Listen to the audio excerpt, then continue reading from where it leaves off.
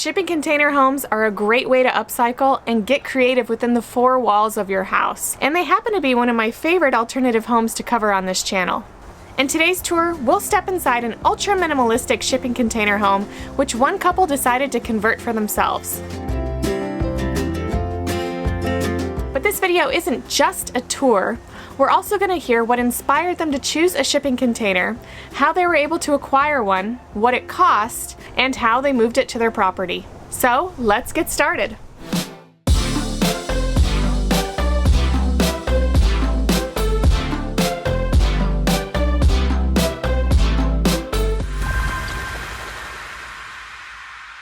I'm Courtney. I'm Riley. We're in Paso Robles, California. And this is our container house.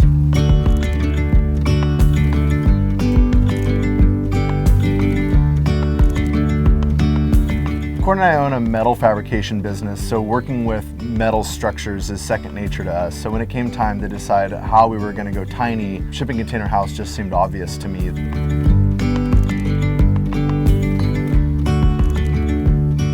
We weren't interested in building something that could easily be moved on a day-to-day basis. We're not taking our tiny house to RV parks. We live in a beautiful spot and we have a great place to park it.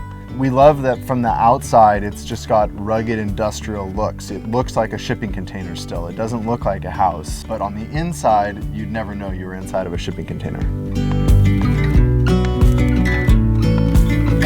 We are actually very lucky, and there is a shipping container yard down the road from us. So all we had to do was drive down the road. They actually had one in stock. We wanted to do a one tripper, which meant that it had only been used once, and they were able to deliver it same day.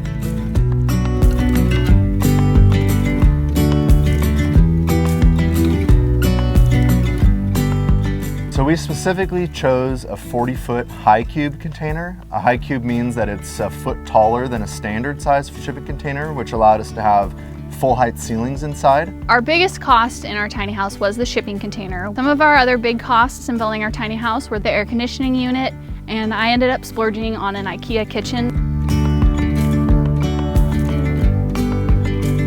All in, we spent $25,000 on our shipping container home. One of the most important things for us for this container was to insulate it really well because it needs to be comfortable. We have 113-degree weather in the summer, it gets cold in the winter, and it needed to be livable in all four seasons. Something that I've come to enjoy more than I ever expected with tiny living is having everything I need right where I need it and having no other stuff. Being self-employed, we're really busy, and just not having to take that extra time to organize or go through our stuff before our next job is really nice.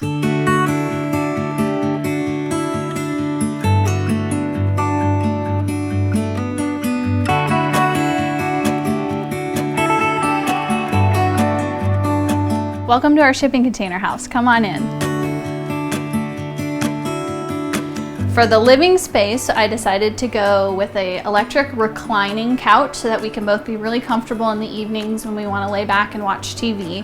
We stay very cool. We have the mini split mounted on the wall here, and it's able to push cool or hot air, depending what we want, all the way across the container.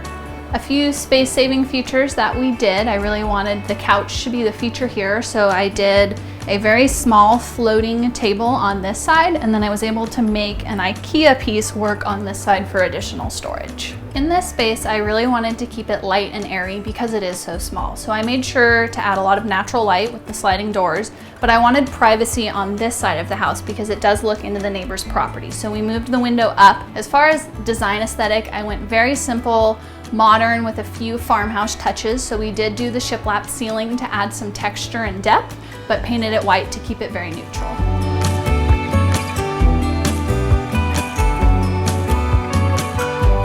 Because we do have two very large dogs that sleep inside, the dog bed was a project that I actually took on myself. And so what I did is it's a raised platform. So I do have a robotic vacuum, and when I want to vacuum, I can take the second bed out and put it up here, and then the vacuum is able to go underneath. And then at night, we can pull this bed out, and they each have beds for sleeping, and then during the day when they're outside, I can slide the bed underneath and it's out of the way. Design-wise, I didn't want the TV to be a focal point, but we do enjoy watching TV in the evenings. So what we did is we put it on a large pivot arm, so that in the evenings we can fold it out and we can comfortably watch TV from the living room. Or if I'm doing a cooking show and I want to watch TV from the kitchen, I can also pivot it that way into the kitchen. I wanted sit-in dining so that one of us can eat while the other's cooking, or we can keep each other company. So what we did is a peninsula, and then we did the bar stools, and I did a custom white oak island back to just kind of help tie in that really neutral design.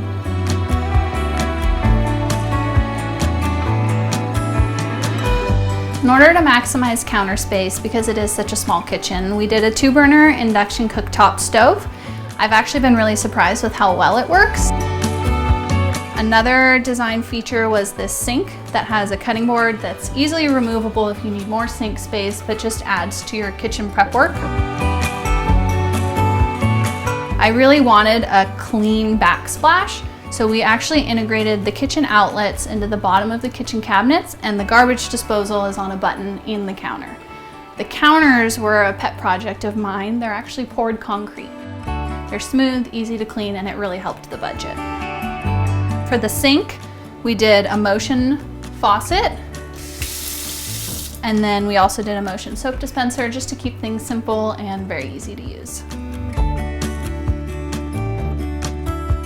Because IKEA has such large upper cabinets, we were able to really maximize storage in them, and because we're so tall, we can actually reach everything even on the top shelves. Another really cool feature that IKEA offers is this trash drawer. It takes advantage of otherwise wasted space under the kitchen sink, and we were able to fit our trash and our recycle down there. This lower cabinet from IKEA is shallow, but worked perfectly for our shoe storage. This also doubles as our coffee station, so we have a dual coffee maker. We can do K-cups or we can do a normal pot of coffee. This full height cabinet doubles as a hidden spot for our microwave. We also have this toaster oven combo air fryer where we're able to actually bake full-size dishes. And then right behind me is the bathroom, so when you need privacy, we did this custom pocket door, and it's got a white oak inlay that matches the island back. Something that was really important for me was a real flushing toilet. We were able to tie into the existing septic on the property, and I do have a real flushing toilet. Another thing that was important to me was a full height, full sealed shower. So I was able to find this shower door that actually comes together to close but opens back into itself, so you don't have a shower door opening into the bathroom space. The shower panel was my splurge. So it has several different modes, and it's actually very easy to clean because I made sure to get one that had a removable wand and you can spray down the walls and the floor. To save more space in the shower, I went with these soap dispensers that just adhesive to the tile walls. That way there's nothing on the floor, and the shower really does feel quite big when you're using it. Because it is the bathroom and we do have neighbors and vacation renters on the property, I wanted a lot of privacy. So there's no exterior windows, but we did do a very large skylight. Over here is our wardrobe. We keep everything very organized with baskets, and it helps maximize storage and keep things easy to find. So back here, I was able, again, to take advantage of IKEA's solutions for storage. Their bathroom vanity has an integrated sink countertop that's very easy to clean, and my favorite part is their drawers are full storage. So the sink actually drains out the back, and you don't have that normal P-trap that would take up the whole cabinet because it's behind the drawer. Another feature to make things easy to clean is this motion faucet. And that just keeps things very simple and helps with the aesthetic that I'm going for.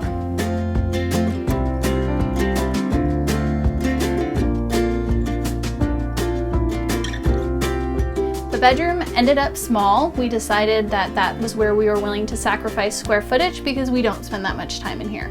You're still able to get on either side of the bed, and we did these little floating tables, which really helped for putting our phones and stuff when we're sleeping. To add more storage, we did these cabinets above the bed. They're actually empty because we have so much storage in here, we don't need them. So in the future, if we have kids or something like that, they would be utilized for storage.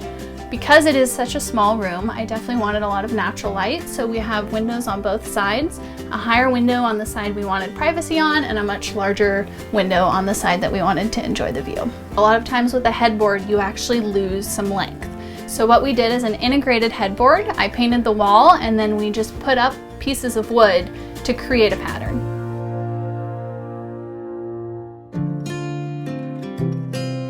The help with the budget, we ended up going with 2 sliding doors instead of 1 large sliding door. So the way I oriented it is this door slides this way, and this is your entrance into the kitchen. And that way when we're entertaining, this door slides this way so guests can come in and out of the living room or sit at the peninsula, and you don't have that constricting pinch point of everyone trying to come in one door.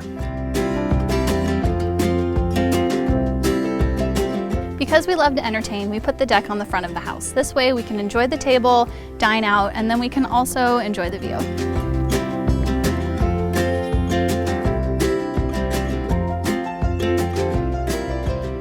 People think that going tiny means compromising, and I don't really feel like I made very many compromises when going tiny. All the things that I use on a daily basis I still have, and all the stuff that I don't need is now gone and I don't have to worry about it.